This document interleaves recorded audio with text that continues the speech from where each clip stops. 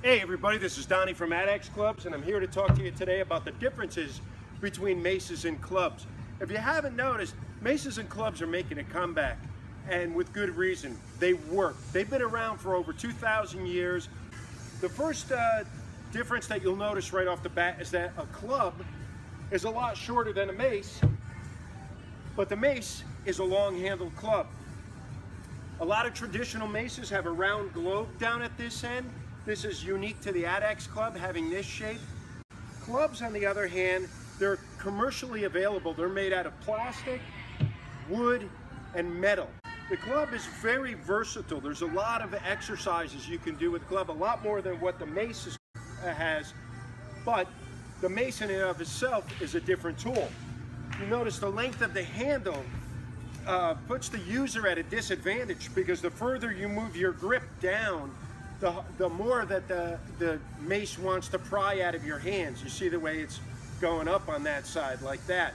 So the first thing is the leverage factor. Also too, with the leverage factor, when it's swung in a motion such as this, there's a definite torque that you can feel. The mace, the torque is going to be amplified more by the length of the handle being over twice as long as that of the club. So there's a different aspect when you're using this mace. This club is set at 15 pounds. This mace is 17.5 pounds. This is a lot harder to swing. I have to use more of my body to be able to swing that around. Whereas the club, I can isolate it to just my arm. The mace also, with ground clearance, to be able for me to do the same move as I did with the club, I have to choke up on it highly, or I'd have to stand up here on the box and swing it because of the length. Now that you have a little bit of history on the maces and clubs and a little idea of what they are now, remember the mace is the long-handled club. These can be integrated as a standalone training system. I train solely with maces and clubs. I do very little kettlebell work. I do some sled work and some slam ball work, and I run. But other than that, everything is with this. I'm 53 years old, and this is what I choose to keep me young and active going into my older years. It is a good way to do that because the traction effect when these implements are swinging outward.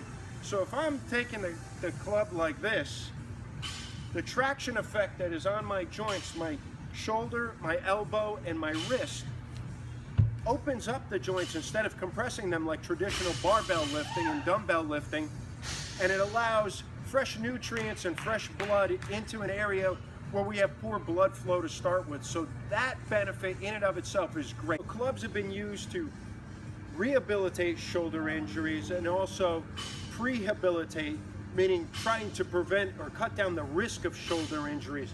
Just look at this move right here. If you know somebody who's a baseball pitcher, swinging a tennis racket, throwing a football, look at the shoulder and elbow work that's going on here.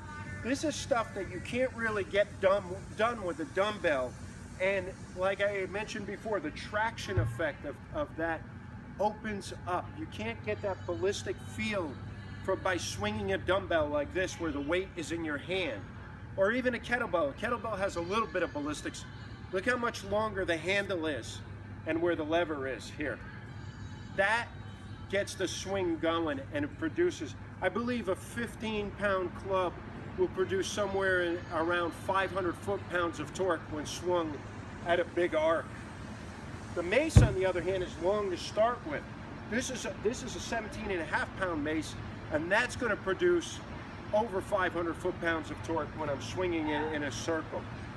The main drawback on the mace is that it's not as versatile as far as the exercises for the club, but it offers a different feeling because of the fact that the weight is put so much further out. You have to use more of your body to stay stabilized, to stay screwed to the floor. As you get up in heavier weights, you will actually feel the mace lifting you off the floor when you're performing a 360 where your mace is going around like that. So with that being said, these are great tools, great pieces of hardware to include in your workout. These are derived from warriors' tools, battle tools and training tools for ancient warriors. They have a 2,000-year history. There's probably even longer than that. This has to be the second tool used by primitive man besides the rock. So check out my Adex Club YouTube channel, subscribe to it. I'll put up exercises with maces and clubs, give you some performance tips on them, and you can get them integrated into your workout, whether you're going to use it just as a standalone workout like I do.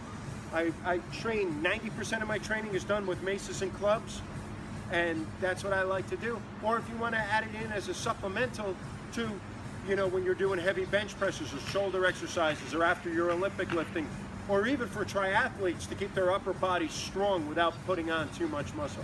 But anyway, check them out at adexclub.com, and I'll see you guys on the platform.